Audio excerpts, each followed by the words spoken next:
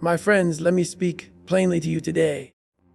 Many of us walk through life under the weight of a lie, a quiet deception we've carried since childhood, that some people are just born confident, that certain folks step into the world already full of boldness, while the rest of us are left to wonder what it feels like to belong in our own skin.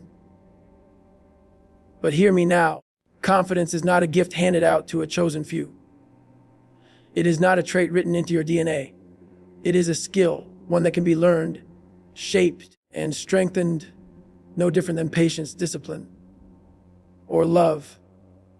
You wouldn't expect to play the piano fluently without practice. You wouldn't sign up for a marathon if you'd never run a mile.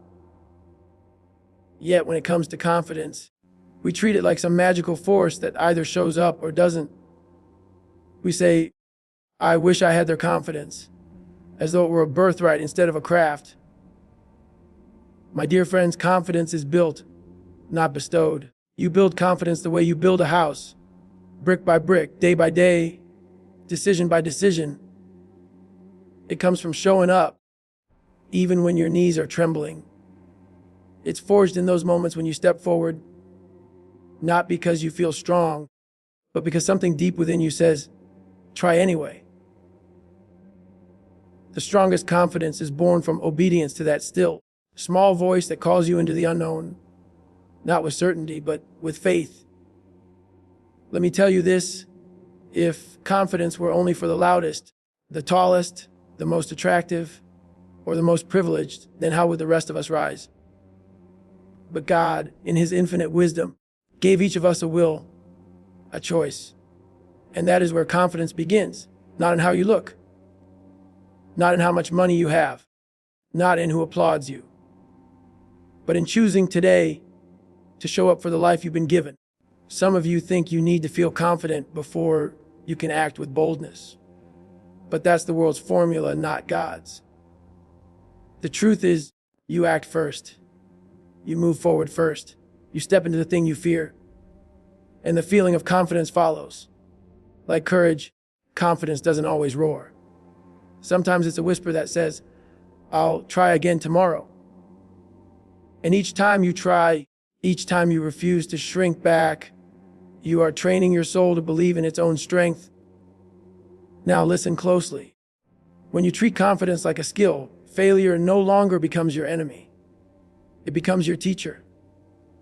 The moments you stumble, the times you fall short, are not disqualifications, they're invitations to grow.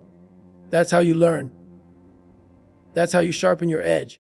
You say, I didn't do well today, but I showed up. I will show up again. One day you look back and realize that the version of yourself who once doubted everything has become someone who walks with quiet assurance. You see, when you shift your thinking, when you no longer say, I'm just not a confident person, but instead say, I'm learning to become one, you unlock something powerful. Because a person who believes they can grow will outlast a person who thinks they've already arrived. Confidence is not about arriving. It's about continuing. And I want to remind you that most confident people you know are not the ones without fear. They are the ones who have learned how to stand in the middle of fear and move anyway. They are the ones who heard every reason to stay small and still chose to rise. You can become that person, not by wishing, not by waiting, but by walking forward today as you are with what you have. My friend, it doesn't matter if no one claps when you begin. It doesn't matter if the world doubts you. What matters is that you believe this truth, confidence can be built. And if it can be built, then you too can build it. You don't need to be extraordinary to start. You just need to begin. And the God who formed you in the secret place has already placed within you everything you need to begin. So take one step, then another, then another. Let every step be your statement. I am building confidence, not because I always feel brave, but because I am learning to trust the process. And in that process, I am becoming unstoppable. That is where it begins. Now that we know confidence is not some secret inheritance, but a skill we can build. I want to talk to you about one of the most powerful tools you have, though many people don't even realize they carry it. It's not money, not looks, not influence, not the one you use to speak to others, but the one you use to speak to yourself. My dear friends, if only you could hear the way some of us talk to ourselves in the quiet hours. If only you could see the weight we place on our hearts, not from what others say, but from the words we whisper when no one is watching. So many people are imprisoned, not by bars of steel, but by the sentences they've spoken over their own lives. I'm not good enough. I always mess things up. I'll never change. These are not just words. These are chains. You must understand something holy and true. Your words carry power. The tongue has the power of life and death, and that includes the tongue that speaks inwardly. The words you repeat to yourself become the beliefs you build your life upon. They form your expectations, they shape your confidence, and they set the course for how you walk through this world. Think about it. If you spend every day telling yourself that you're a failure, how will you ever have the courage to try? If you convince yourself that you're not worthy of love or success, how can you ever fully receive either? You'll reject the very things you were praying for, not because you don't want them, but because you've been trained to believe you don't deserve them. That's what poor self-talk does. It blinds us. It binds us. But hear me today, that voice inside your head is not always telling the truth. Just because it's loud doesn't mean it's right. The enemy would love nothing more than for you to confuse your inner critic with God's voice. But God's voice does not shame. It does not accuse. It does not belittle. It lifts. It corrects with compassion. It reminds you of who you are, even when you've forgotten. So I ask you, what kind of words are you planting in the garden of your mind? Because what you plant, you will surely harvest. If you speak fear, fear will grow. If you speak failure, failure will follow. But if you begin, little by little, to speak life, then life will rise within you. And yes, it may feel awkward at first. It may even feel dishonest. But faith often does. You're not lying to yourself when you speak better than you feel. You're declaring what is possible through grace and growth. Some of you are waiting to feel confident before you speak kind words over yourselves. But I say speak them anyway. Speak them before you feel ready. Speak them while your voice still shakes. Say, I am learning. I am becoming. Say, I am not where I want to be, but thank God I am not where I used to be. Say it not to impress others, but to retrain your own heart. Because, my friends, the heart listens. The soul responds. And when you consistently speak with kindness, with hope, with truth, you begin to believe. And when you begin to believe, you begin to walk taller. You begin to take action. You begin to show up with a kind of quiet strength that can only come from someone who has learned to love themselves the way God already does. And let me tell you something. You don't need to become arrogant to be confident. You don't need to shout to be strong. Real confidence is humble. It doesn't compare, it doesn't compete. It says, I know who I am, and that is enough. And the foundation of that knowing comes from choosing your words wisely, especially the ones you speak to yourself in silence. So tomorrow morning, when you wake up, don't just look in the mirror and point out every flaw. Instead, look yourself in the eye and speak life. Remind yourself that you are here for a reason, that you are not made to shrink, that your past does not define your future, and that your voice, yes, your voice, is powerful enough to begin again. You are not stuck. You are not broken. You are being rebuilt from the inside out. And it all begins with the words you choose to believe.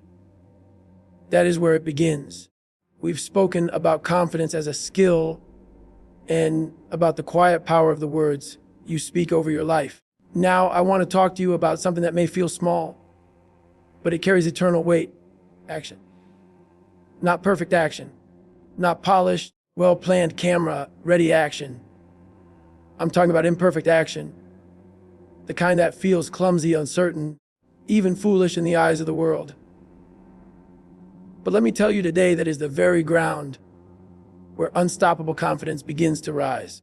So many of us are waiting until we feel ready, waiting until we have all the answers, waiting until the fear goes away, until the timing is perfect, until we have it all figured out.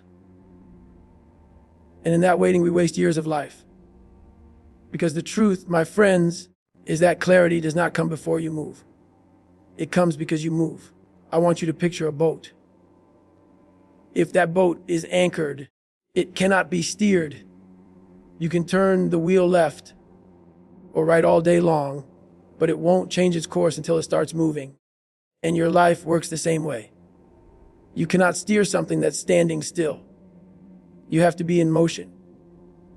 You have to step forward, even if you're not entirely sure where you're headed. Because movement is where direction is revealed.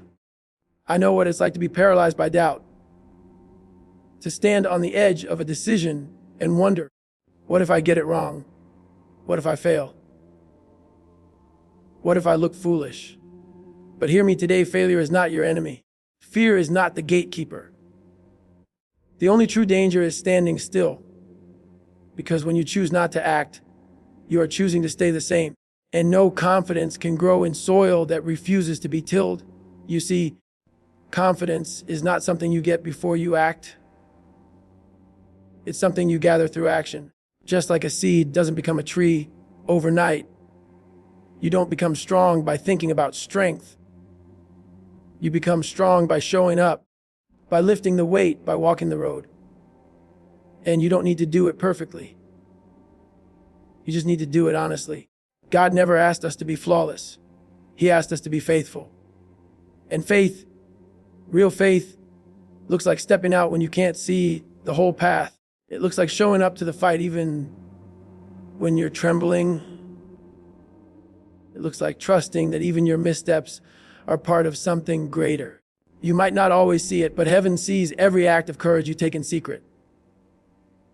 Every small yes counts. So I ask you, what is the thing you've been delaying? What dream have you put off because you thought you weren't ready? What conversation have you avoided because you feared rejection? What risk have you not taken because you didn't want to look weak? My friend, you will never feel completely ready. But that's not what faith requires. Faith asks for your feet before it asks for your certainty. It asks you to move, even if your voice shakes. We were not called to a life of safety. We were called to a life of meaning. And meaning is found in the doing, in the obedience, in the willingness to look foolish to the world while becoming faithful in the eyes of God. I have seen lives transformed, not by grand plans, but by simple acts of obedience taken day by day. I have seen broken people rise again, not because they felt powerful, but because they acted when they had every reason to quit. And yes, sometimes that action will be messy. You'll make mistakes. You'll stumble. But you will also learn, you will grow. You will become someone you never thought possible, because each imperfect step is a declaration. Not letting fear drive this bus anymore. I'm not waiting for perfection to begin. I am choosing to move. And when you move, you build momentum. And when you build momentum, you build belief. And belief is the bedrock of confidence. But it all starts with the willingness to act. Not when it's easy, not when it's convenient, but now, while your heart is still pounding and your knees are still shaking. This is not about performance. This is about progress. God doesn't need you to leap over mountains. He just asks you to take the next step. And that step, my friend, may look small, but in the eyes of heaven, it is holy. It is sacred. It is the spark that sets fire to your confidence and calls your soul to rise. That is where it begins. We've talked about confidence as something you build, not something you're born with. We've talked about the words you speak over yourself and the power of stepping out even when you don't feel ready. But now, I want to bring your attention to something simple. So simple that many overlook it. And yet it's one of the greatest tools God has placed in your hands. I'm speaking of daily faithfulness. The small victories. The quiet wins that no one sees but heaven applauds. So many people are looking for a lightning bolt, a dramatic moment where everything changes overnight. But the Lord rarely works that way. You see, it's not the mountain-top moments that make a person confident. It's the thousands of small, unseen steps taken in the valley. That's where character is built. That's where trust is formed. That's where confidence becomes rooted in something real and lasting. You don't wake up one day full of courage and certainty. You become that person through consistency, through the habit of showing up again, especially when it's hard, especially when no one notices, especially when it feels like nothing is changing. Confidence is not a product of ease. It's the fruit of discipline. And discipline, my friend, is built in the day today. Now hear me, I'm not talking about grand, glorious achievements. I'm talking about making your bed in the morning when you'd rather stay under the covers. I'm talking about reading one page of a book when you don't feel like growing. I'm talking about keeping a promise you made to yourself, even when no one is watching. These small choices, they matter. Because every time you keep a commitment, you teach yourself that your word can be trusted. You cannot have confidence in yourself if you constantly break promises to your own soul. And yet that's what many of us do. We say we'll start tomorrow. We say we'll try harder next time. And slowly, without even realizing it, we erode the foundation of our own belief. But just as broken promises weaken, kept promises strengthen. Each time you follow through, even in the smallest way, you build a kind of quiet strength inside. You build trust with yourself. And that, my friend, is where true confidence begins. God is not asking for perfection. He is asking for stewardship. Are you faithful with what you have right now? Are you showing up where you are? Are you taking care of the little things? Because the word says, is faithful and little will be faithful in much. You want to handle greater things? Start by honoring the small. The world celebrates the spotlight. God honors the secret place. And it is in those small, consistent efforts, those daily wins, that something powerful is formed. A kind of confidence that isn't shaken by applause or destroyed by criticism. A confidence that comes from knowing deep in your soul that you are doing the work. That you are becoming the person you were made to be. Let me tell you something, even when it feels like nothing is changing, something is. When you show up every day, when you push forward, even when no one claps for you, heaven is watching. Heaven is cheering you on. And the habits you form today will shape the person you walk into tomorrow. You may not see the full harvest yet, but that does not mean the seed is dead. Keep watering, keep tending, keep showing up. There will be days when you fall short. Days when you break the rhythm. Days when you feel like it's not working. But don't you dare give up. Don't throw away the progress you've made just because of a stumble. Grace is not fragile. Mercy doesn't expire. Pick yourself up and start again. That act alone, getting back up, is a win. Count it. You don't have to be extraordinary to stack daily wins. You just have to be willing. Willing to begin. Willing to endure the boredom of faithfulness. Because in that repetition, in that quiet obedience, confidence takes root. The world will try to sell you shortcuts, but there is no shortcut to true growth. Only the daily decision to keep going. So take heart, friend. Celebrate the little wins. Cherish them.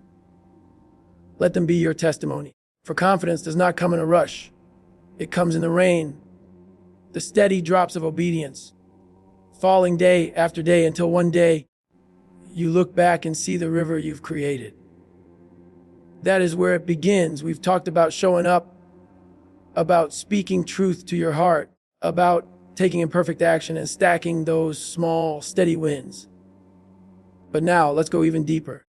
Because if you want to build a confidence that doesn't crumble at the first storm, if you want to walk with a strength the world cannot shake, you must root your confidence in something stronger than outcomes.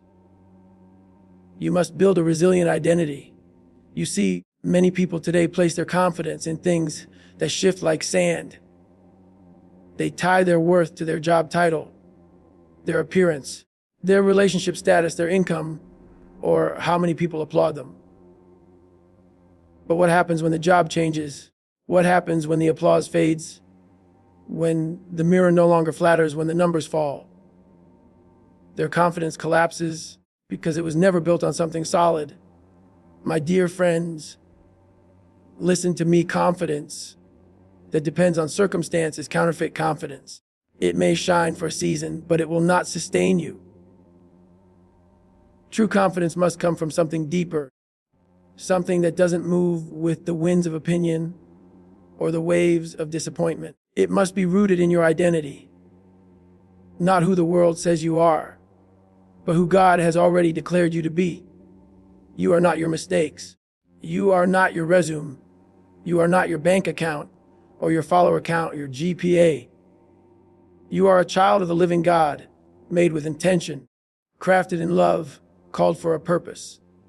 And when you begin to live from that truth, when you begin to act, speak, and show up with that identity in mind, you become unshakable. Because storms may come, setbacks may rise, but your foundation will hold. Now, understand this: a resilient identity is not a proud identity. It doesn't boast in perfection. It doesn't pretend to have it all together. It knows its limits and it knows its source. It says, I may not be the strongest in the room, but I know who strengthens me. It says, I may fall 7 times, but by God's grace, I'll rise 8. That's the kind of confidence that can walk through failure and still keep its head high. That's the kind of confidence that grows not in comfort, but in trials. Because confidence rooted in outcomes says, I believe in myself because I succeeded.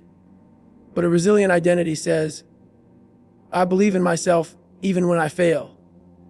And that is power. That is faith. That is the kind of spirit the enemy fears and the world cannot explain. Think of a tree planted by the water. The storms blow, the winds howl, the seasons change, but the roots go deep. And because of those roots, the tree still stands. Your identity must be like that, not seasonal, but grounded in truth, grounded in grace, grounded in who you are when no one is looking and everything seems uncertain. And yes, there will be times when you question it, times when life hits you so hard that you forget who you are. But even then, you can come back to center. You can return to that place where your value is not up for debate. You can whisper to yourself, even in the dark, I know who I am. I know whose I am, and I'm still standing. So how do you build that kind of identity? You build it by reminding yourself of truth daily, by surrounding yourself with what uplifts your spirit and nourishes your soul, by separating your effort from your worth. You do your best, not because your value depends on the outcome, but because you honor the gift of who you are. That's the difference. This world will try to define you by your worst day or your biggest win. But neither of those things tells the full story. God sees the whole journey. He sees the quiet victories, the silent prayers, the moments you kept going when everything in you wanted to give up. That's where identity is shaped, not in the spotlight, but in the fire. So don't let failure name you. Don't let rejection define you. Don't let one season convince you that you're not worthy. You are more than what you've been through. You are more than the labels they try to put on you. You are being refined, not diminished. You are being strengthened, not overlooked. And every time you choose to rise, you reinforce a truth the world cannot erase. You are not confident because you never struggle. You are confident because you never quit. That is where it begins.